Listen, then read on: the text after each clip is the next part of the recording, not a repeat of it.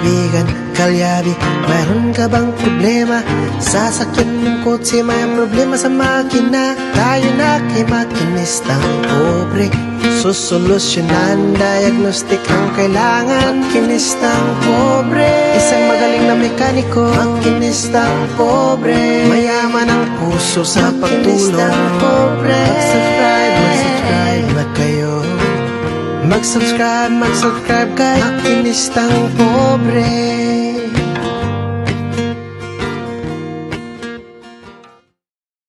Right mga kalyabe, walang hiya tong RFID na to.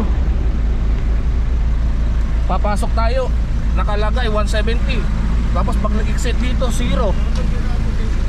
Ayan, ayos-ayusin nyo naman ang system nyo. Ayan o. Walang hiya to.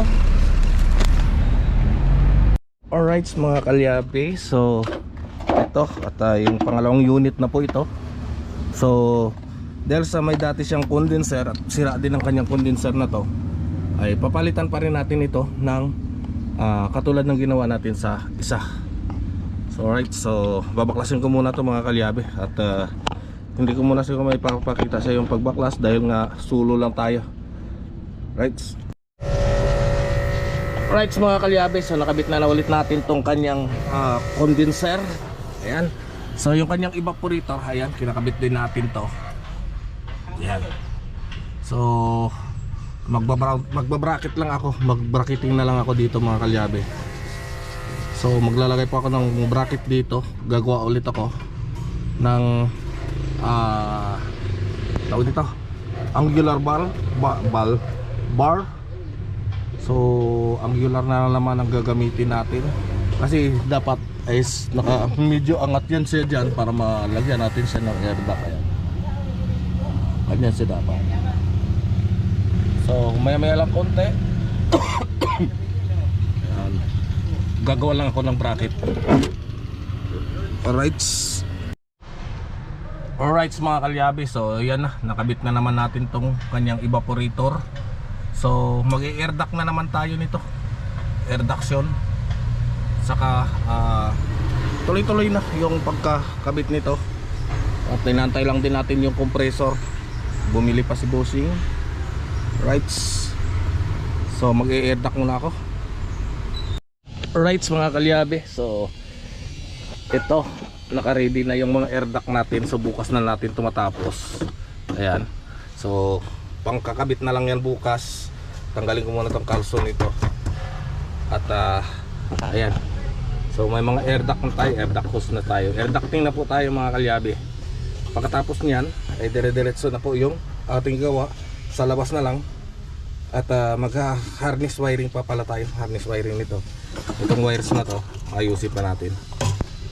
Ito. So yan pa yung ating ayusin bukas. At hapon na. So alanganin na tayo ngayong oras na to. So antayin na lang natin yung compressor para ma-mount na rin natin dito.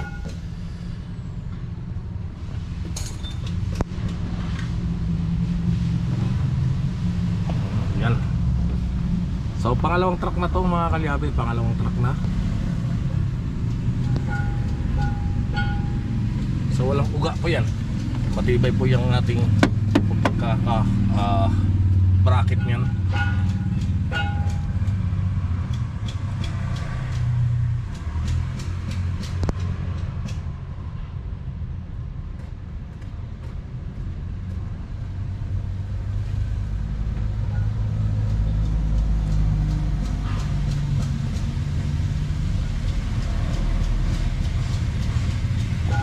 Right, so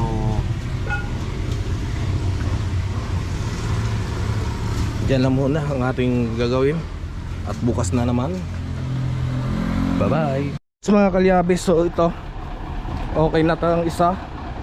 Ayos na, walang problema. Ayan. So ayan, nag-moves yung tubig. Ayan. So ang ganda ng lamig nito. Ayan. Hindi mo si Rickman? Ayan. So ang ganda ng lamig nito, grabe. Ayan o, bukas mo pa lang na pinto. ramdam mo na yung lamig ng aircon. So ito, at bukas ay tatapusin ko yung isa. Ito, mas mayroon pa kasunod. Bali ang dami pa nito, 4991 ito. Itong kasunod.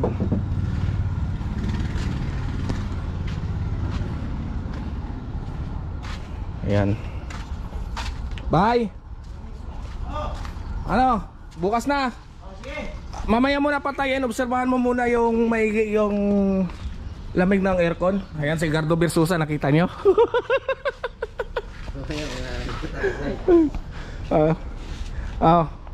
Bye. Hayahay na. Yan, so bukas na naman. Right, so yan mga kalyabi, at biyahe ulit ako pabalik, pauwi. Ayan, so bukas na naman tayo magkita. Ito na naman yung mga gagawin natin. 692, 4991. Tapos 299. Halos lahat yan ay gagawa natin ng aircon. So bubuuhan natin ng aircon. Right, so yan na. Tapos na, bukas na to. Right. Right mga kalyabe, so ito at magmamounting muna ako. So sinusukat ko lang yung kakabit natin ng mga brace. Ayan, so yung mga bracket. So bracketing muna tayo dito sa ating evaporator bago tayo mag-harness wirings.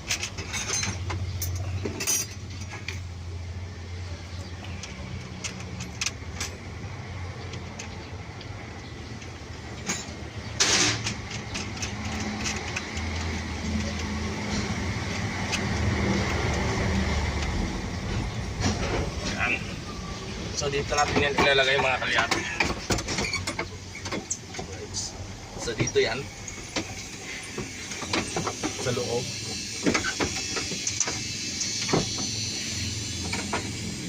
So gagamit pa ako ng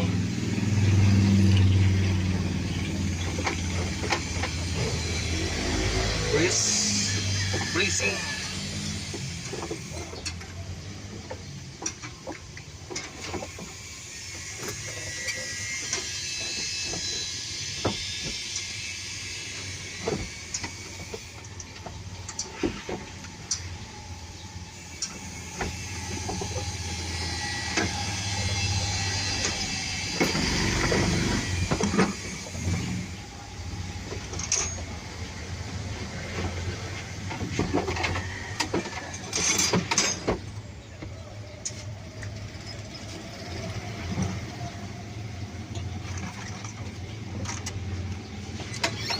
Magmamounting muna ako dito.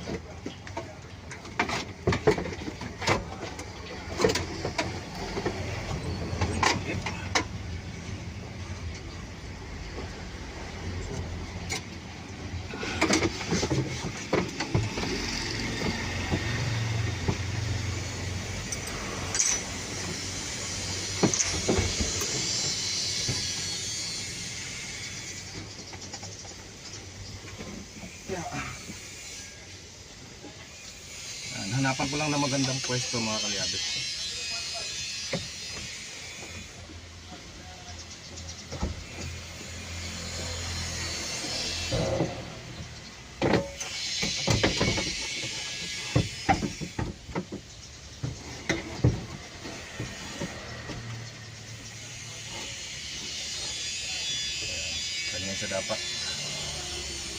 siya nararapat i-pwesto.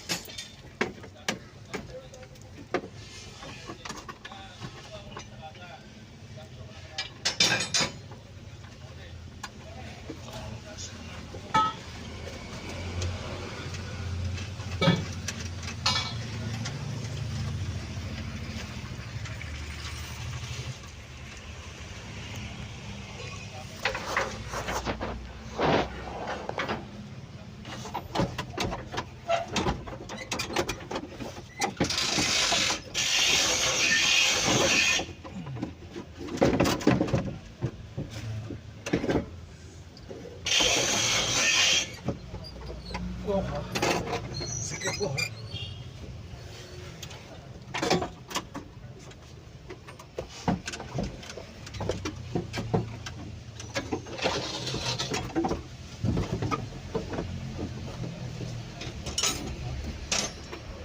Super sikip po.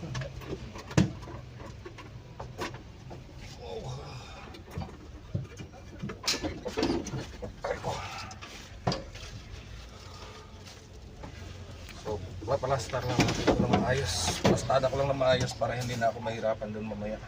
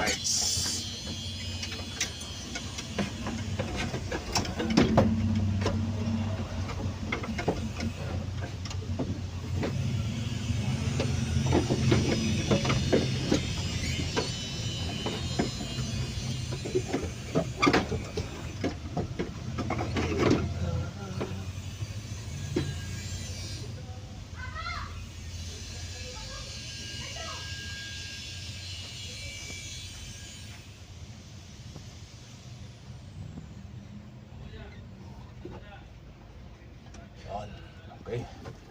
So, lalagay lang ko ng tornilyo. Aray ko. Ang tornilyo ko. Oh.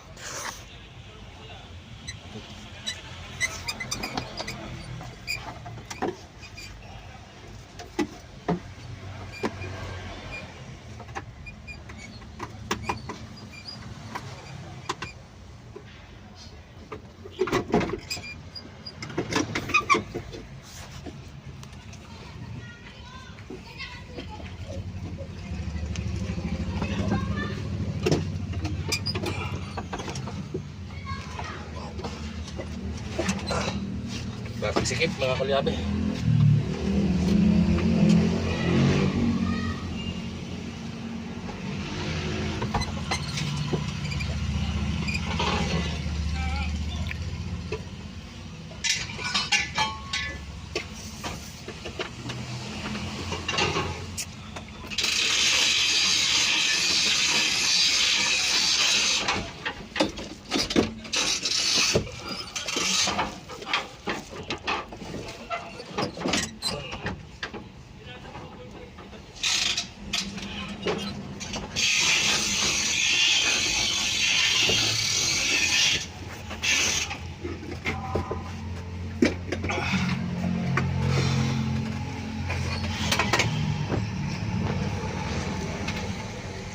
Kunting hilot pa.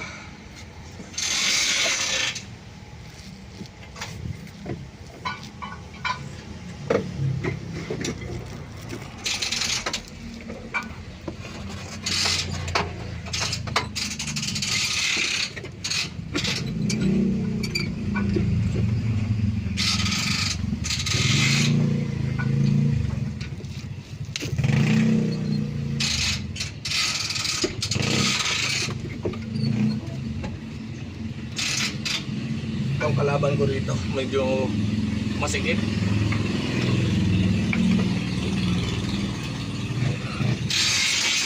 Natatakpan natin ng kaliri.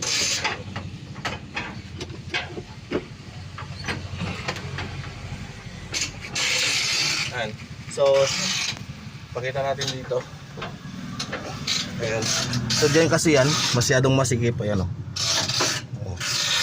So pinaplastar ko lang na maayos kasi ito dapat dito yan sa loob. Dito yan. Para ma-air duct natin mamaya. Anong belt yan pare? Right. Yung ano, bilog? Oo. Right mga kalyabe. So ito na. Nakabit na natin yung bracket nito. Ayan. So maglilinya na lang tayo ng air duct muna bago magpipix tayo sa lahat. Pati hose. Ayan dito. Yung mga hose niya dito. Ayan. Pag na-fix na natin dito is dire-diretso na po tayo. Ayan mga kalyabe. So nakaligtaan ko yung aking camera sa bahay. Kaya ayan. Ayan.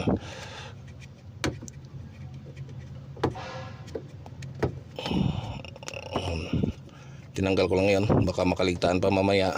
Babara.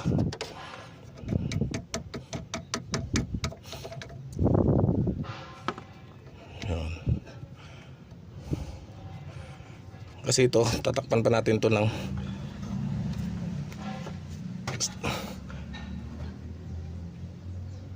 insulator.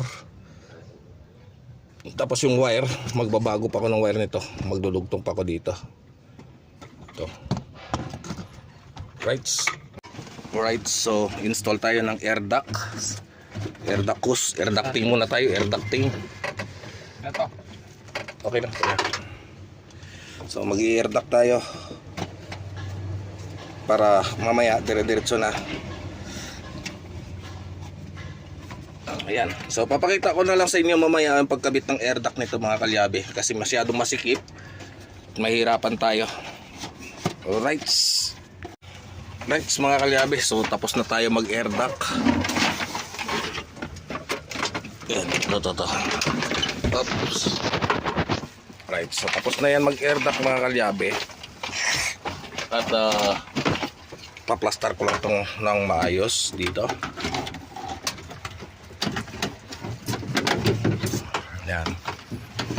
Since nawala siyang mga air vent, diretso na lang muna ng ganito daw. Yun ang sabi ng may-ari. Dahil wala nga siya lang air vent. So durog-durog na kasi mga air vent nito. Papalitan na lang nila ng air vent. Ayan.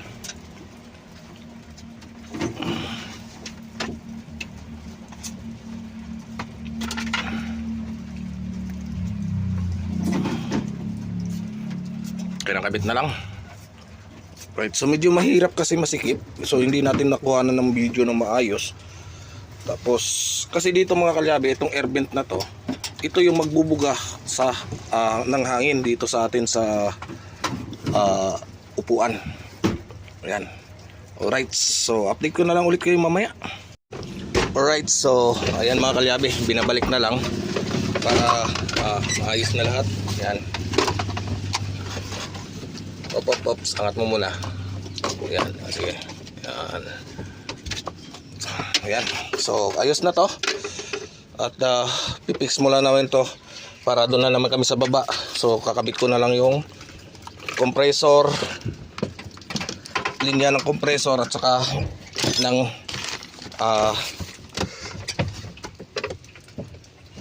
tawag nito, condenser. So ayan na mga kalyabe. Ayan, so ayos na yan, pati wires na yan, ayos na. So diretso na tayo doon sa baba. Ayan, so diretso na doon sa baba dito sa receiver dryer at saka condenser tapos compressor. Alright, so yan mga kalyabe. Alright mga kalyabe, so inabot tayo ng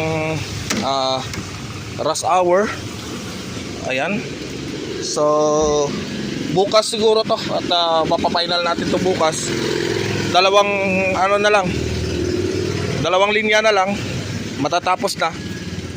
Ayan, so umulan kasi mga kalyabe kaya nahihirapan tayo, hindi tayo nakaporma ng maayos kasi wala tayong bubong dito. So ayan, bukas na lang to tatapusin. Ayan, bukas tapos na to talaga. Ayan, alright. So ayan mga kalyabe, at inabot nga tayo ng ulan, so hindi natin matapos to sa ngayon. So babalik ako bukas. Dapat tapos na to mga kalyabe, kaso sa ulan-ulan, sa sobrang ng ulan na to ay baka magkasakit pa tayo. So sayang ang ating pinaghirapan na mapupunta lang din sa paggamutan. Alright, so hanggang dito na lang muna yung vlog natin sa ngayong araw. At maraming salamat po sa inyong walang sawang pagsuporta. Hanggang sa muli, bye bye. Ops, tingnan nyo kamay ko. Oh ha? Oh ha? Bye bye.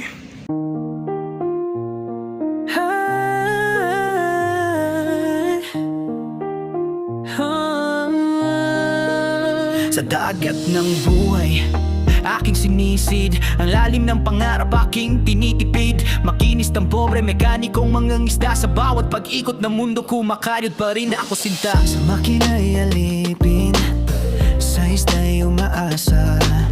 Sa ilalim ng araw, pawis ko'y tumutulo na. Ngunit di susuko, sa hirap ay lalaban. Para sa pamilya, gagawin ang lahat, aking pangako yan. Makinistang pobre, mekanikong mangingisda. Sa dagat ng buhay, kumakayod para sa iba. Kahit mahirap, di susuko sa pag-asa. Makinistang pobre, mekanikong mangingisda. Sa gitna ng karagatan, aking sinasagwan ang pangarap na bituin, aking inaasam-asam sa bawat paghampas ng alon. Aking tinitiis ang hirap ng buhay, aking nilalabanan, walang humpay na pagsisikap. Makinistang pobre, mekanikong mangingisda. Sa dagat ng buhay, kumakayod para sa iba. Kahit mahirap, di susuko sa pag-asa. Makinistang pobre, mekanikong mangingisda. Isang araw ang aking mga pangarap ay may sasakatuparan. Ng hirap na dinanas ay magiging alaala na lamang. Sa bawat pagsikat ng araw, may bagong pag-asa. Makinistang pobre, mekanikong mangisda. Makinistang pobre, mekanikong mangingisda. Sa dagat ng buhay, kumakayod para sa iba.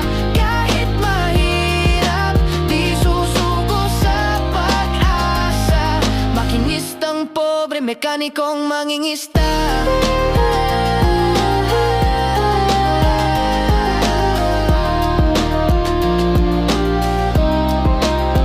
Sa bawat paglubog ng araw, aking isipin ang mga taong nagmamahal sa akin. Sila ang inspirasyon sa aking pagsisikap. Makinistang pobre, mekanikong mangingisda.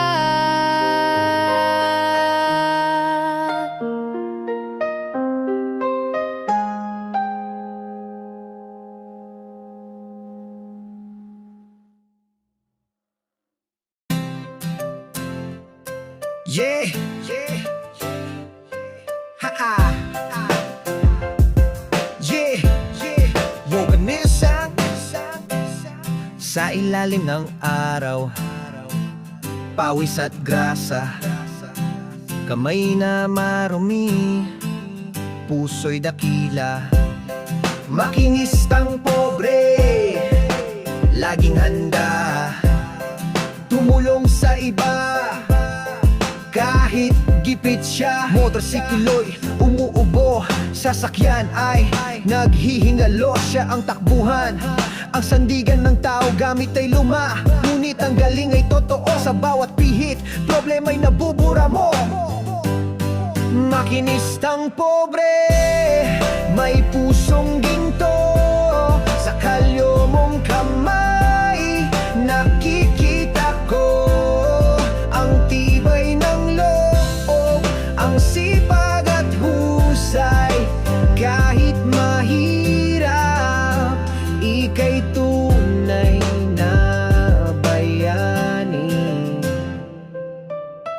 Yeah, hindi nagrereklamo kahit maliit ang kita, ngiti sa labi habang nagtatrabaho para sa pamilya, para sa kinabukasan siya'y inspirasyon sa bawat hirap ng buhay. Makinistang pobre, may pusong ginto, sa kalyo mong kamay nakikita ko ang tibay ng loob, ang sipag at husay. Kahit mahirap, ika'y tunay na bayani. Sa bawat kalansing ng tools, may kwentong buhay ng pagsisikap, ng pag-asa at tagumpay. Makinista